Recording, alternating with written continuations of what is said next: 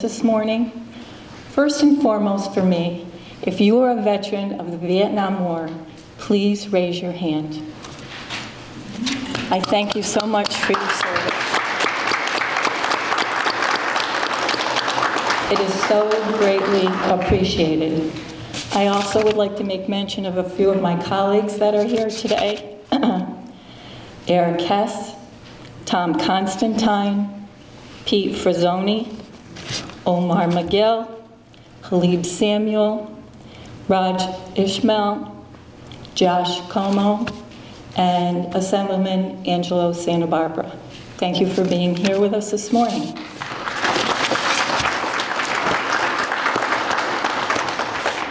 Today we gather together to honor and to recognize our Vietnam veterans and to pay tribute to those who have made the ultimate sacrifice in service to our country. Your commitment to our nation's cause exhibits true honor, true bravery, and true sacrifice.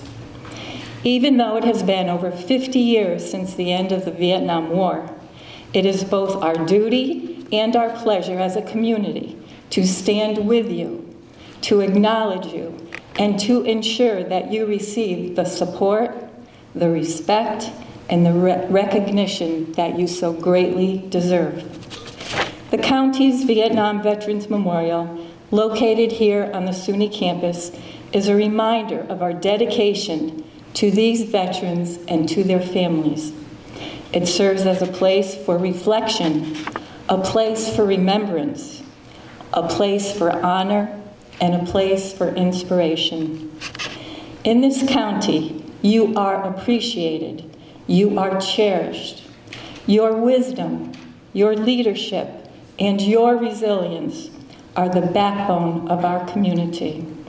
Schenectady County is truly a better place to live due to the presence of our 7,000 veterans, 2,400 of them that served during the Vietnam War.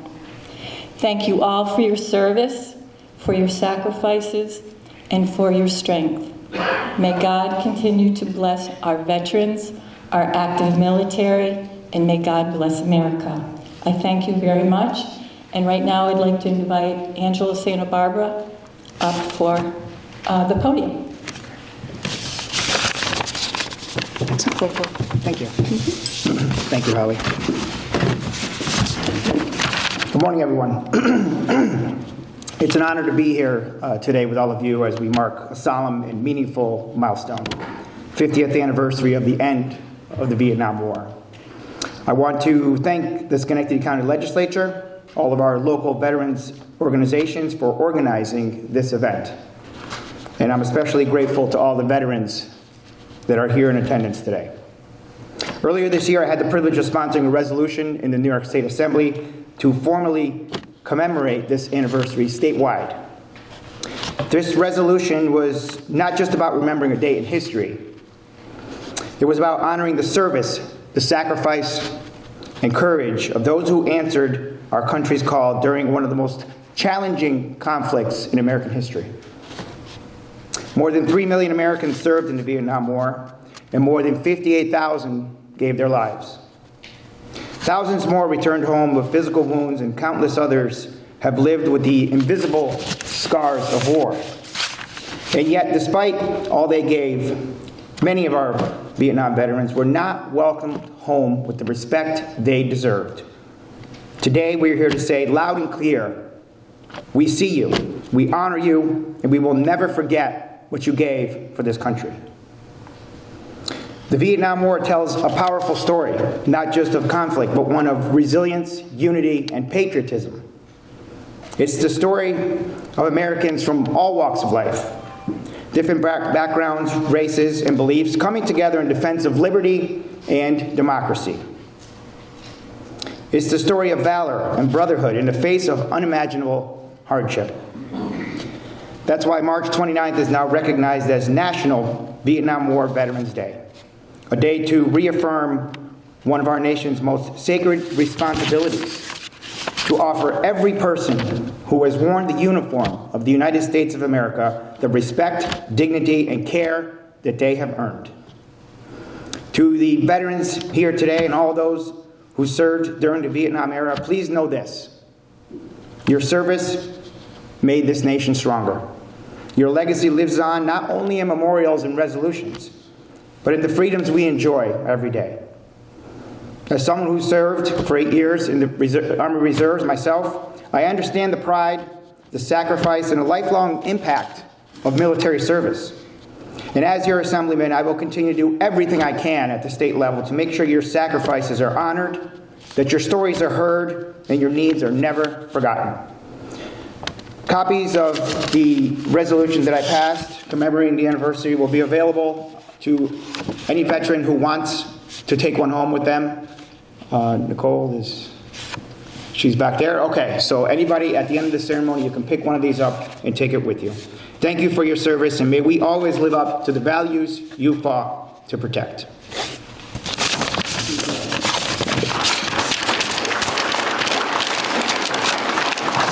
And now it is my privilege to introduce a friend of mine, Andrew Doc Berry, PhD, Commander of Schenectady County American Legion. Let's welcome him up.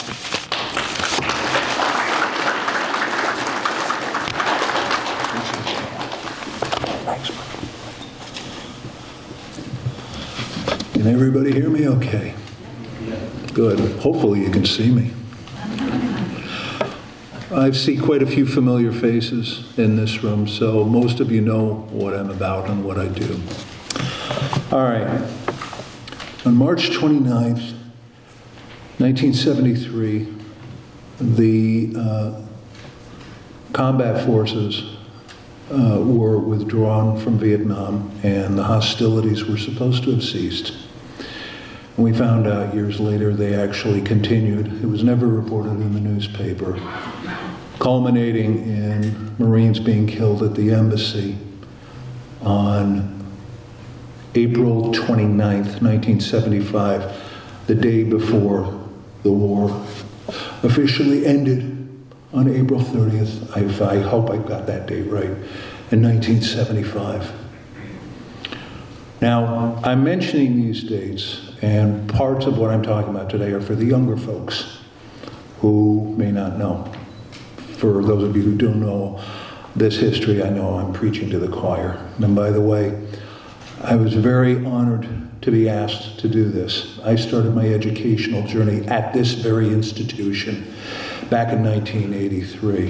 And in the audience is my advisor, my friend, and the son of a World War II veteran, David Hughes. Thanks for being here. It means a great deal. Yeah, it does. And I've been asking my father-in-law to watch me do this sort of thing for a while now, and he finally came along to one of these. My father-in-law is a Vietnam veteran. Thanks for coming, Ted. Appreciate it. So anyway, on April 30th, 1975, the war ended, or so we thought. Now, I'm mentioning this because I was somewhere between 11 and 12 years of age when that war ended. Honestly, I was surprised when I was asked to do this invocation today, because it should be one of you folks, not me. So I'll do the best I can. So between the ages of 11 and 12, I heard about this war ending, and I didn't know, or I didn't think I knew at that time, too many Vietnam veterans. And all I had, most of my so-called information came from the media, movies.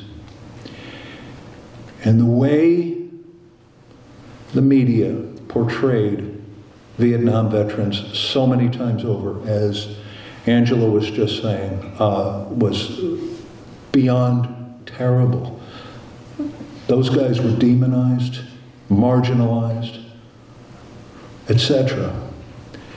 And I'm very grateful that I have come to know since then so many of you, so many Vietnam veterans, and to find out that exactly the opposite is true.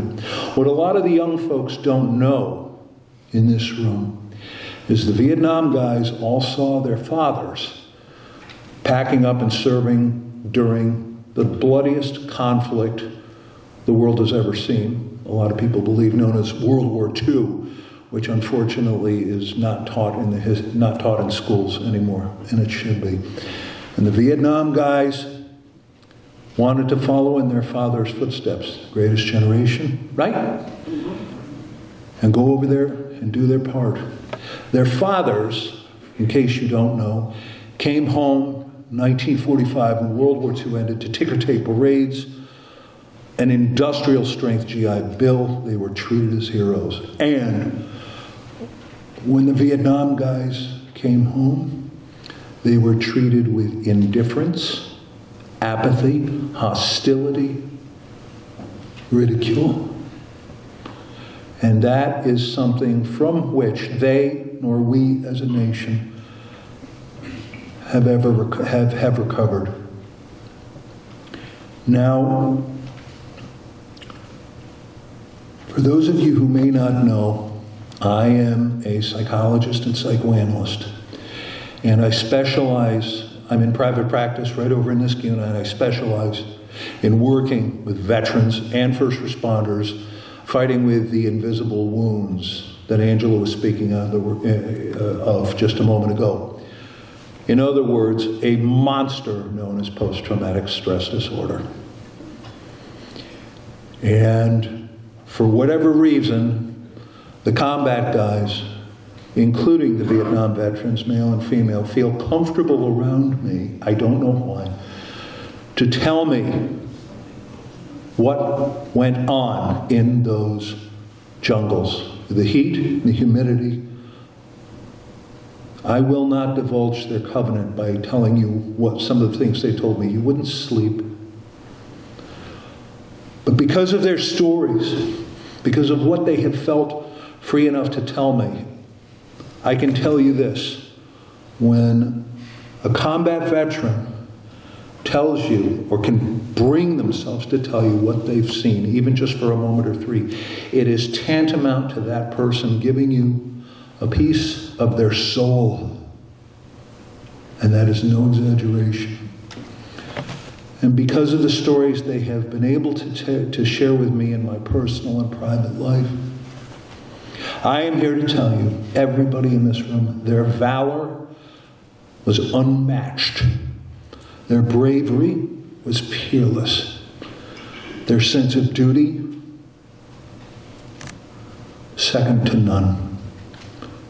And as Angela was saying, we need to remember their service.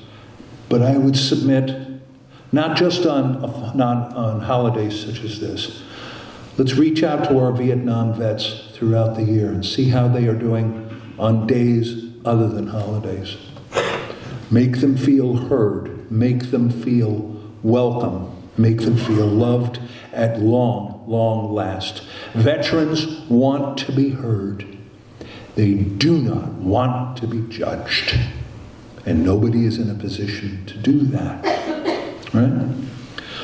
What a lot of the young folks in this room may not know is that when another conflict in the early 90s known as the Gulf War began, Sandbox 1, Sandbox 2, Just Cause, on forward, the Vietnam vets, so many of them, made sure, I repeat, made sure that the warriors returning from the wars after Vietnam were greeted at the airport with open arms, with respect, with love, to make sure that those who fought in the wars after Vietnam were treated far better than they were. And that, my friends, is called heroism. That is called selflessness. That is called duty.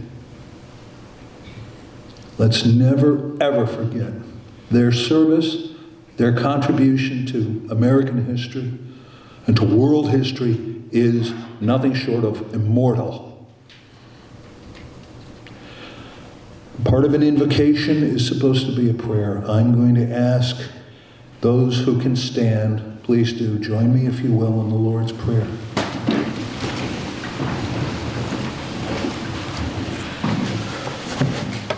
Our Father, who art in heaven, hallowed be thy name. Thy kingdom come, thy will be done, on earth as it is in heaven. Give us this day our daily bread, and forgive us our debts, as we forgive those who trespass against us. And deliver us from evil. Thine is the power and the glory and the kingdom forever and ever. Amen. Thank you all.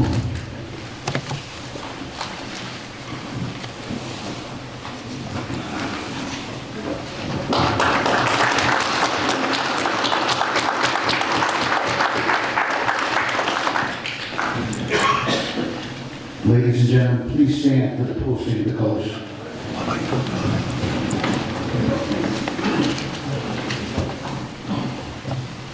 Present Hobbs.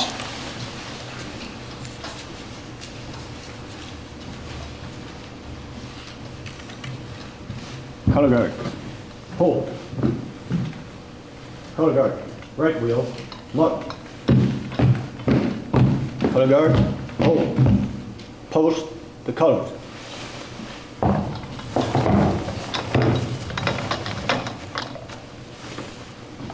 Hand salute. Ready, two. Left face. All right, march. Order, Hobbs.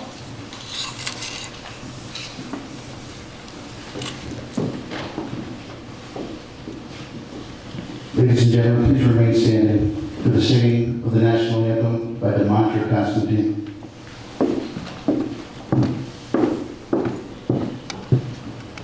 Present, Hobbs.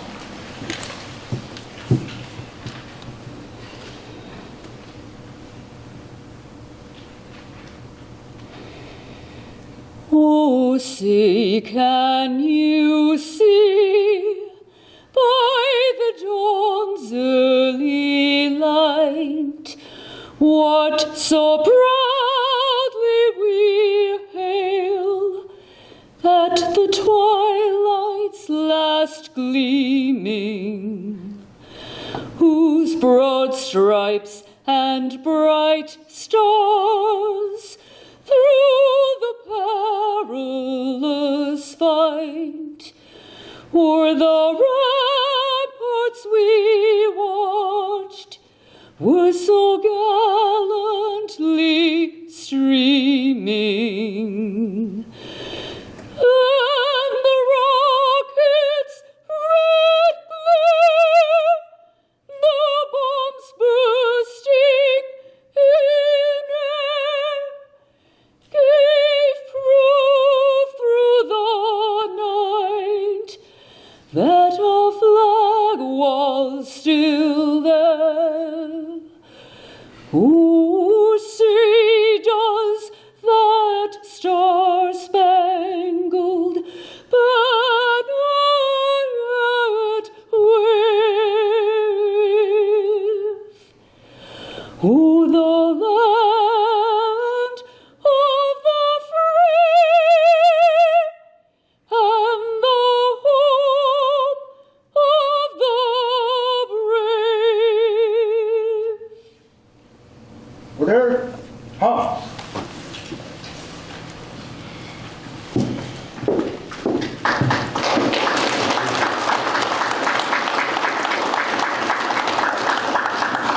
Ladies and gentlemen, please remain standing for the Pledge of Allegiance led by Vietnam veteran Mr. Bill Frank. Present arms. I pledge allegiance to the flag of the United States of America and to the republic for which it stands, one nation, under God, indivisible, with liberty and justice for all. Order, arms.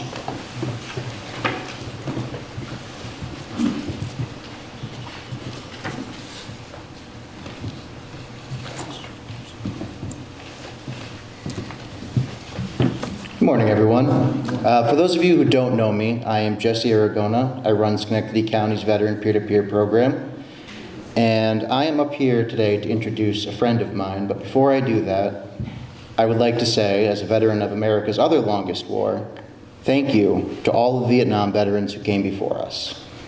And as a member of Schenectady County's Veteran Services, I'd like to extend the invitation to each and every one of you to come to our office and let us help you file for anything you need, because it's been entirely too long that your needs have gone untreated. And thankfully, 2 years ago when the PACT Act passed, some of you are now able to get some relief for the suffering Agent Orange has caused you. On that note, I'd like to introduce my friend from the Legacy Project, Larry Zeglin.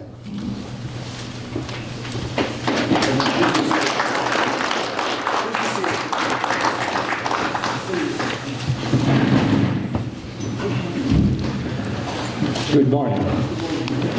To all my Vietnam brothers and sisters, welcome home.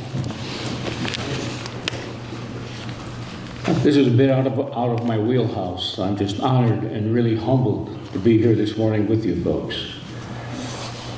I'm perhaps going to tell a story that you haven't heard before. My story, the story of my unit, and how I got into Vietnam. I was part of a reserve unit in Schenectady, New York, the 413th Quartermaster Corps, back in 1968. We were a Quartermaster Corps. We found out one evening at one of our meetings that our designation had been changed to a 1018th S&S company, an SRF organization. We didn't know what SRF stood for at the time, but it turned out to be it was a select reserve force. We should have figured something was going on. About 3 months later, I'm on my lunch hour driving down a Balltown Road, and I heard on Channel 6 radio that our unit had been activated to Vietnam. We were the first reserve unit in history to be activated for a conflict. Needless to say, we struggled with that a bit, but accepted it after a while. And it turns out the 40 men in our organization, most of them had families. We were older. We were 25, 35 years old. And we were lucky. We stayed as a group, as a unit, when they sent us to Vietnam. We were in Da Nang. We landed there. And as we're coming into our area, in our deuce and a halves with our duffel bags, the realization hit us, what we had seen on the news, the smells got to us, the sights, the things we'd seen, we'd heard about and seen on TV we're here, we're doing this. The heat was unbearable, but again, being a unit together, 40 of us, it helped, okay? We could lean on each other. It changed a lot of us, all of us who served in Vietnam. We came home, pieces of that war with us, that we never lost. It's with us to this day. We performed our mission. We all performed our missions. We all had different jobs, different things to do, different things to take care of. But we did them willingly. We did them with the hope that in 12 months we'll be able to go back home again and become the people we were before we left. A lot happened while we were there to all of us. We're all unique. We all had different jobs, different things to do, and we did them well. We had, being in Da Nang, we were kind of tucked away a little bit, but the war was everywhere. Even in Da Nang, the sirens would go off and the rockets would come. You couldn't get away from that. The war would find you, no matter where you were. Every now and then, a young man would show up in our unit just to get a reprieve from the war. One young man, his name was Jimmy Coffey. He was from Alabama, 18-year-old kid, okay? Skinny, 120 pounds, maybe, big blue eyes, a smile, incredible. But he'd come there to get a respite from the war. He stayed with us for about a week, and all he talked about for 7 days was his home, his family, what he missed, okay? And unfortunately after a week with us, he went back to the horror that he had just come from. A lot happened to us, unexpected, unintended consequences, if you want to call it that. A young man named Al, one of my friends there, he and his wife had just had twin girls 3 months before we shipped out. While we were there, 3 months after we were in country, he gets a letter from his wife saying that she had found someone else. The Dear John, it was incredible. It just tore that young man apart. Things happened. in those situations. We came home as a group, fortunately, and that prevented us from getting a lot of the hate and the terrible things that were happening to some of our vets that were returning. We didn't experience that. We actually came right back to Albany as a group and avoided most of that terror. I can remember a few days after in country, we had to build our own bunkers. We had to do that sort of thing. And the first time the sirens went off at night, I went outside to get into the bunker, and I looked up, and for the first time, I see the parachutes and the flares, and spooky up in the sky, and noises I hadn't heard before, things I'd never experienced. It was surreal. I'll never forget that night. It's something I'll carry with me always, and it became, unfortunately, common. We all developed a new normal, didn't we? The things we never expected to do in our lives we're doing. It became normal. The horror, the good things, the bad things. I met some of the most wonderful people in my life, and to this day we're still friends, and I'm sure you have that as well. We endured a lot. We came home to a country that really didn't welcome us, but we managed. We're here, aren't we? We survived. Somehow we came through it, and we did it with our families. Without them, we could not have made this happen. So my thanks to those wives and those children and those relatives who helped us through it, through those days, and through the last 56 years ago, I was there. 56 years, and here we are today. And we're still fighting that mission, aren't we? The mission has changed a bit. Johnny Cash wrote a song back in 1994. It was called Drive On. I don't know if anyone's familiar with that. But the chorus of that song was drive on. It don't mean nothing. My children love me, but they don't understand. And I got a woman who knows her man. Drive on. It don't mean nothing. It don't mean nothing. Drive on. That song talks about the adversity that we dealt with, that we always deal with every day of our lives. When Vietnam, it was a horror that we had to experience, things that happened that we couldn't change. Moments in our time there that would affect us for the rest of our lives. But we had to move on. We couldn't stop. We had to keep going. That metaphor, I believe, applies to our lives today. Here we are today, celebrating this anniversary. We've all had things to deal with. Neuropathy, cancers, PTSD, so many things. However, we're here with our families to support us, and it's been a struggle of sorts. And I go to the VA once a month. I have some foot issues that I go for once a month. And one of the first times I went there, I'm about to enter a room, and the door opens up, and in front of me is a Vietnam vet in a wheelchair. He had lost both legs.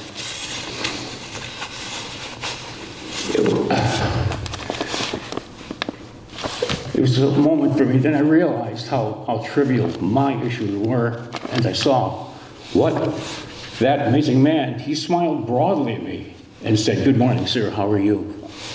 I'll never forget that moment. Another experience I had is I'm approaching the VA. I look in the parking lot, and up ahead of me there's an elderly woman pushing a gentleman in a wheelchair. So I stopped to see if I could help her. She looked at me and said, "Thank you." So I helped him across the street, helped him into the wheelchair. And once we got across the street and up the curb, I said, can I take you and your husband into the emergency room?" She says, "No, sir. No, thank you. We've got this." Okay.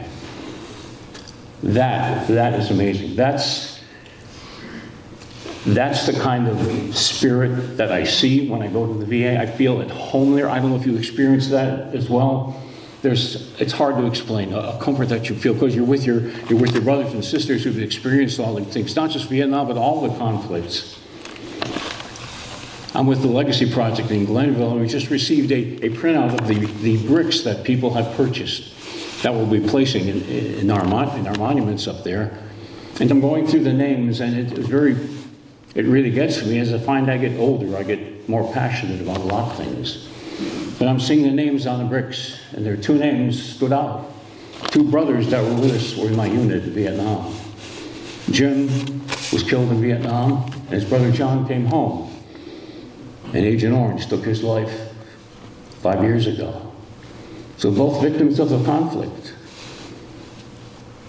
The words of that song, Drive On, mean a great deal to me, and it should to all of you. It's not just in conflict and war and battle.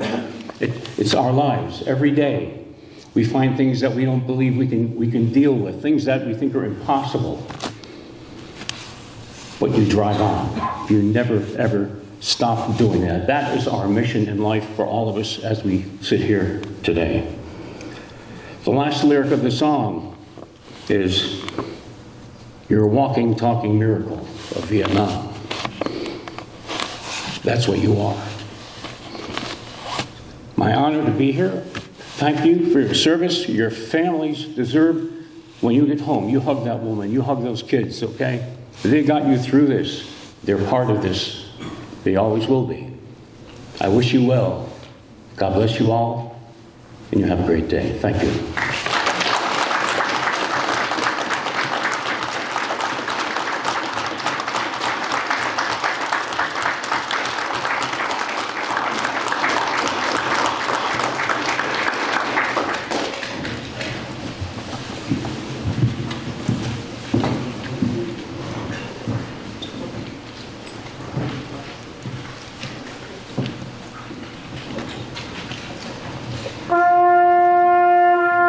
Present Holmes.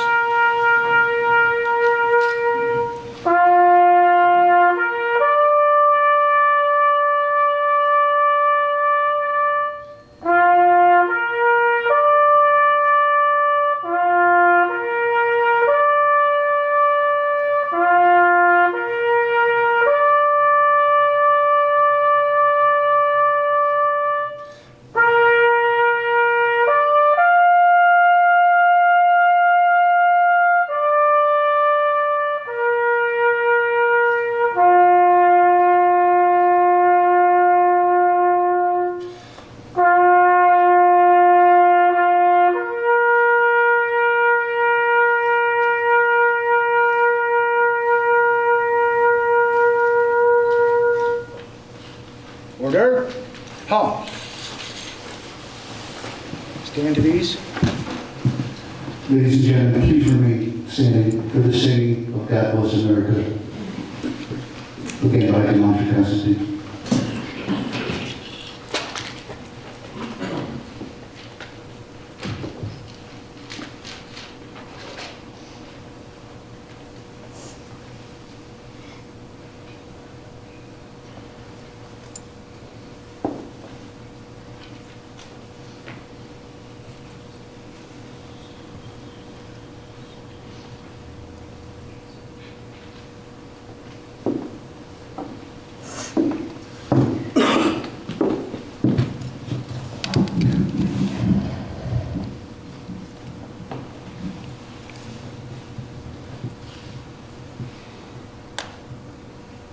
God bless America,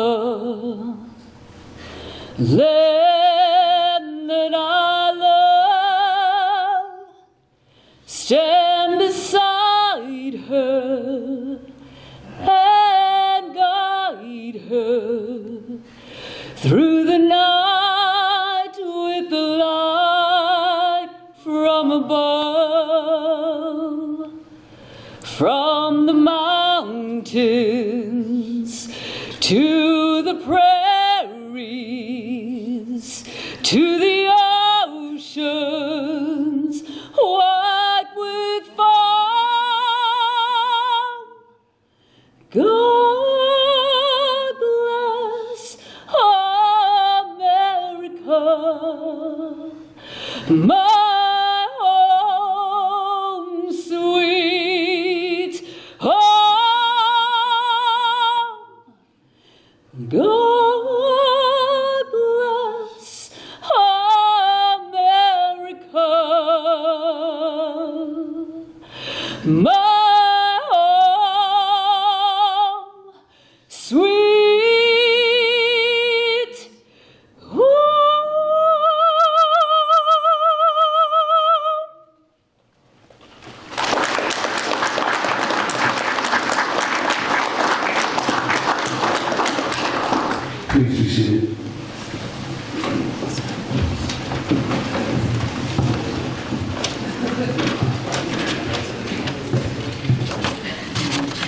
Good morning. I'm Pete Frazzoni, County Legislator and the Vice Chair of the Committee on Veterans and Military Affairs. Thank you all for being here this morning to honor the service, sacrifice, and bravery of our Vietnam War veterans and acknowledge the significant contributions they have made to our country. As this ceremony ends, I encourage you to visit the county's Vietnam Veterans Memorial here on the campus to reflect on the sacrifices made by our veterans and honor their legacy. While today's weather didn't cooperate with our plan to have an outdoor event at that wonderful memorial, we are grateful to have this auditorium to be able to honor our veterans this morning. Here in Schenectady County, we are committed to ensuring that veterans receive the support, resources, and recognition they deserve, whether through our Veterans Service Agency or the peer-to-peer network. We are here to assist them and ensure they get needed assistance. You can find more information about these services on the back of the program. I would like to express my gratitude to everyone who helped make this event possible. The Schenectady County Veterans Service Agency and Peer-to-Peer Network, Doc Berry, Marine Corps League Color Guard, DeMontra Constantine, Bill Frank, Larry Zeglin, 42nd Infantry Division Band, Patriot Guard Riders, SUNY Schenectady, and the Schenectady County Council of Veterans Organizations. And finally, to our veterans here today, thank you again for your service. It is deeply appreciated. Thank you for coming.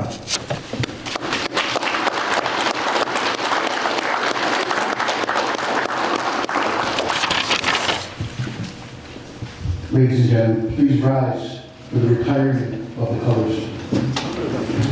Detail tent.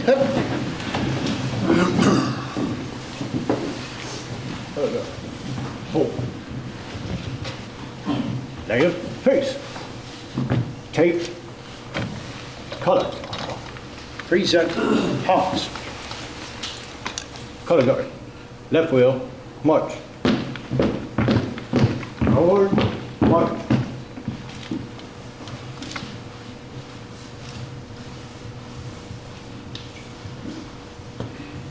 Order.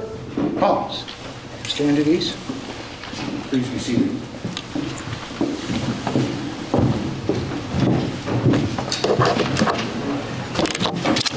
I would like to thank you all for joining us today on this very special day.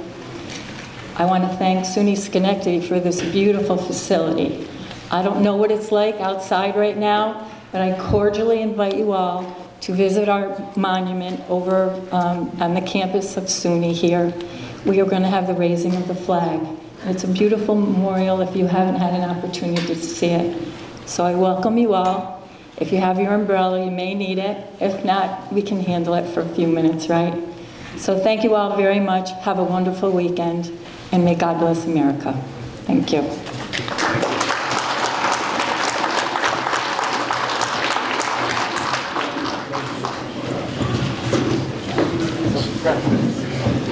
Patriot Guard, stand down.